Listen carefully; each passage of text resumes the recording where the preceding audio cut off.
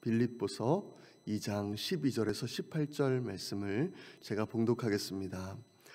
그러므로 나의 사랑하는 자들아, 너희가 나 있을 때뿐 아니라 더욱 지금 나 없을 때에도 항상 복종하여 두렵고 떨림으로 너희 구원을 이루라.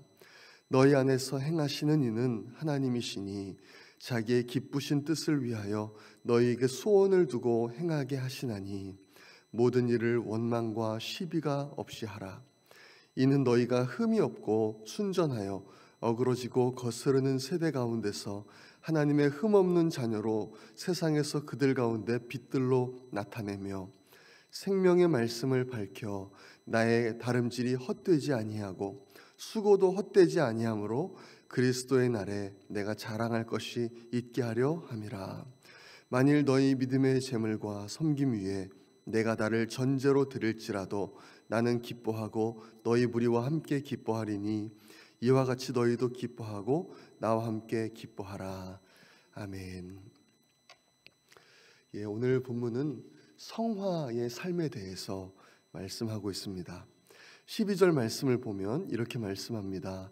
그러므로 나의 사랑하는 자들아, 너희가 나 있을 때뿐 아니라 더욱 지금 나 없을 때에도 항상 복종하여 두렵고 떨림으로 너희 구원을 이루라. 너희 구원을 이루라 라는 말씀은 이미 시작된 구원의 여정을 이제 계속해서 삶 속에서 이루어 가라 하시는 말씀이죠. 내가 구원받은 그 모습을 나의 삶 속에서 증명하고 또 날마다 예수님을 닮아가는 그 성화에 대해서 이제 말씀을 하는 것입니다. 오늘 본문을 통해서 이 성화에 대해 세 가지를 함께 나누려고 합니다. 첫 번째는 성화는 내 안에서 역사하시는 그 하나님께 순종할 때 가능하다는 것입니다. 예수님께서는요, 이 구원의 길에 대해서 말씀을 하실 때 좁은 길이다 라고 말씀하셨어요. 그래서 찾는 사람이 적고 협착하여 정말 가기가 힘든 길이다 그렇게 말씀을 하셨습니다. 그렇다면 이 구원을 이루는 이 길을 어떻게 갈 수 있느냐 하는 것이죠. 오늘 본문은요, 우리 안에서 행하시는 하나님이 계시다라고 말씀을 하고 있습니다. 13절 말씀을 제가 읽겠습니다. 너희 안에서 행하시는 이는 하나님이시니 자기의 기쁘신 뜻을 위하여 너희에게 소원을 두고 행하게 하시나니. 하나님께서 구원의 길을 걷는 자 안에 성령님으로 거하셔서 하나님의 뜻을 이루고자 하는 갈망도 주시고 또 그 뜻을 이룰 수 있는 능력도 주시겠다 하시는 말씀이죠. 이 구원의 길을 그냥 알아서 걸어가라 이렇게 말씀만 하시는 것이 아니라 개입하시고 또 우리 하나님께서 인도하시며 함께 하신다, 힘을 주신다 그렇게 말씀을 하시는 것입니다. 그런데 이것은요, 당연히 되는 것이 아닙니다. 저절로 되는 것이 아닙니다. 하나님께서 우리에게 감동을 주실 때에, 우리 안에 계신 성령님께서 어떤 말씀을 주실 때에 우리가 그것에 순종함으로 이루어지는 것이죠. 그래서 방금 읽은 12절에서 항상 복종하여 두렵고 떨림으로 너희 구원을 이루라 그렇게 말씀을 하시는 겁니다. 오늘 본문에 나타나는 성화를 위한 두 번째는요, 모든 일에 원망과 시비가 없이 해야 된다라는 것입니다. 14절 말씀을 제가 읽겠습니다. 모든 일을 원망과 시비가 없이 하라. 이 말씀은요, 이제 옳고 그름을 가려서는 안 된다라는 뜻이 아니죠. 사도 바울도 이제 여러 번 거짓 교사들에 대해서 이제 잘못을 지적하고 또 옳고 그름을 가렸습니다. 복음의 진리를 명확하게 하기 위해서는요, 이제 이런 것들이 필요합니다. 하지만 그런 모든 일들을 할 때에도라도 원망과 시비의 마음으로 해서는 안 된다라는 것이죠. 옳고 그름을 가리는 것 그리고 또 원망과 시비로 하는 것은 이제 전혀 다른 문제입니다. 여기서 원망이란 단어는 특별히 하나님과의 관계에서 나타나는 단어이고 또 시비는 사람과의 관계에서 이제 나타나는 단어입니다. 우리는 출애굽기를 볼 때에 출애굽을 한 백성들이 이제 광야에서 어려움을 만날 때마다 하나님을 원망하고 또 하나님께서 세우신 지도자 모세에게 불평하는 모습을 볼 수가 있습니다. 그렇지만 이 모습은 또한 이제 우리의 모습이기도 하죠. 우리도 상황이 어려워지고 또 시험을 받게 되면요, 하나님을 원망하게 됩니다. 시비의 말이 나오게 되고 또 다른 사람들도 이제 원망하고 불평하는 말들이 나오게 되죠. 하지만 정말 성화의 삶에서 정말 이것을 피하도록 우리가 하나님께 구하면서 정말 기도하면서 노력해야 된다라고 이제 오늘 말씀하는 것입니다.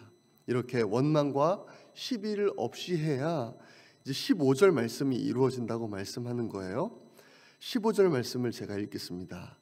이는 너희가 흠이 없고 순전하여 어그러지고 거스르는 세대 가운데서 하나님의 흠 없는 자녀로 세상에서 그들 가운데 빛들로 나타내며. 참 어려운 것이지만 정말 우리가 원망과 시비를 없이 할 때, 그렇게 될 때 이 어그러진 세상 속에서 하나님의 흠 없는 자녀로 그렇게 설 수 있다는 것이죠. 빛나는 하나님의 사람으로 그렇게 보인다는 것입니다.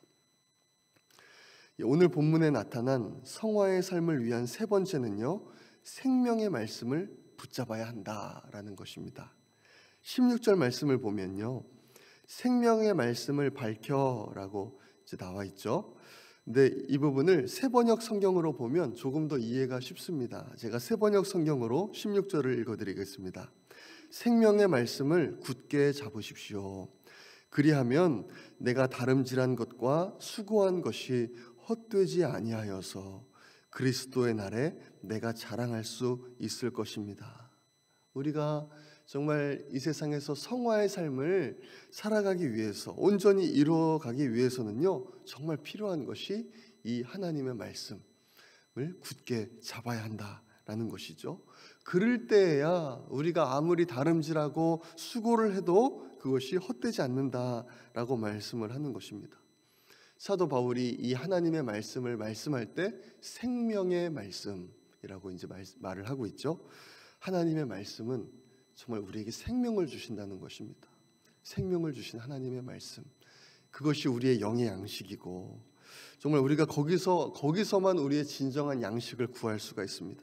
그렇기 때문에 우리는 때를 따라서 그 말씀을 읽고 귀를 기울이고 또 그 말씀에 순종하는 삶을 살아야 할 줄로 믿습니다.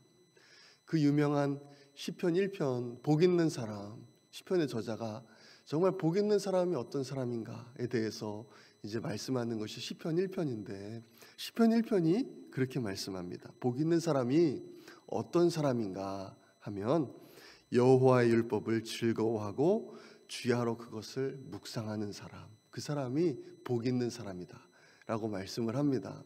그 사람은 어떻게 되는가 하면 시냇가에 심은 나무가 철을 따라 열매를 맺으며, 아무리 이제 가뭄이 오고 어려움이 와도 시냇가에 심은 나무이기 때문에 철을 따라 열매를 맺고 그 잎사귀가 마르지 아니함 같으니 그가 하는 모든 일이 다 형통하리로다, 그렇게 말씀하는 것입니다. 오늘 본문은요, 사도 바울이 감옥에서 쓴 편지죠. 사랑하는 빌립보 교인들을 향해서 생각하면서 이렇게 성화의 삶을 살아가라 이렇게 말씀하는 편지인데, 세 가지입니다.